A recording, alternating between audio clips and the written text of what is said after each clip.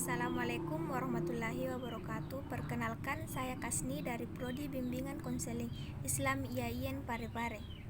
Adapun identitas buku, yang pertama judul Kala Agama Jadi Bencana, kedua penulis Charles Kimball, ketiga cetakan, pertama tahun 2003, keempat penerbit Misan, kelima bab direview, bab 1 Agama sebagai Masalah.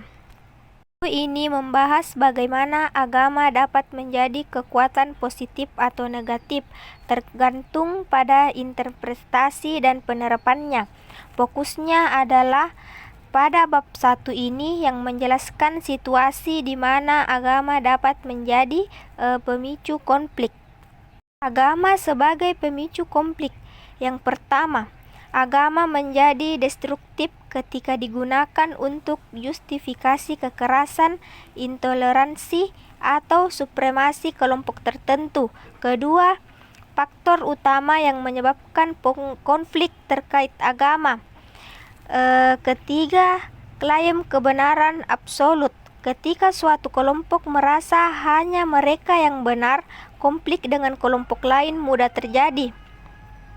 Ketiga, manipulasi agama. Agama sering digunakan untuk tujuan politik atau kekuasaan seperti perang atau penguasaan massa. Keempat, interpretasi literal. Pemahaman sempit terhadap teks-teks suci tanpa memperhatikan konteks sosial dan sejarah sering memicu ekstremisme.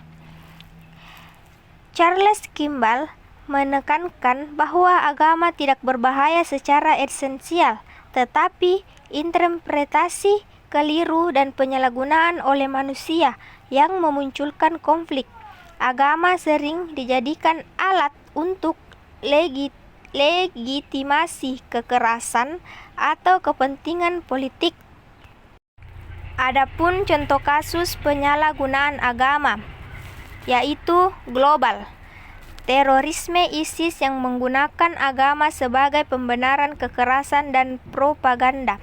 Indonesia, konflik Ambon dan Poso pada akhir 1990-an yang mengatasnamakan agama, meskipun sebenarnya berakar pada masalah sosial ekonomi. Kasus ini menunjukkan bagaimana agama dapat menjadi pemicu konflik ketika digunakan untuk memobilisasi massa atau sebagai alat propaganda.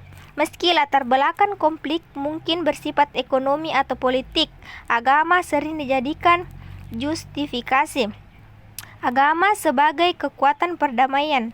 Pertama, agama juga memiliki potensi besar sebagai kekuatan pemersatu dan pembawa perdamaian. Contohnya, Nelson Mandela menggunakan nilai-nilai religius untuk mengakhiri apartheid di Afrika Selatan. Kedua, organisasi berbasis agama di Indonesia, Muhammadiyah dan NU yang berperan dalam moderasi dan perdamaian. Dialog antaragama, gerakan interfaith dialog di Amerika Serikat pasca 9-12 yang membangun solidaritas antar agama.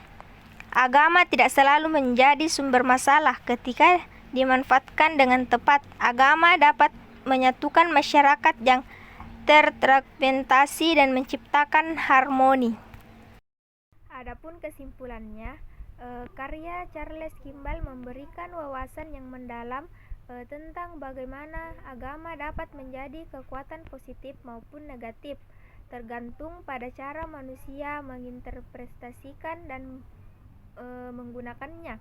Penyalahgunaan agama untuk justifikasi kekerasan, politik atau supremasi kelompok tertentu seringkali memicu konflik dan bencana. Namun, agama juga memiliki potensi besar sebagai kekuatan pemersatu dan pembawa perdamaian jika dipahami dengan benar. Terima kasih sudah menonton video ini.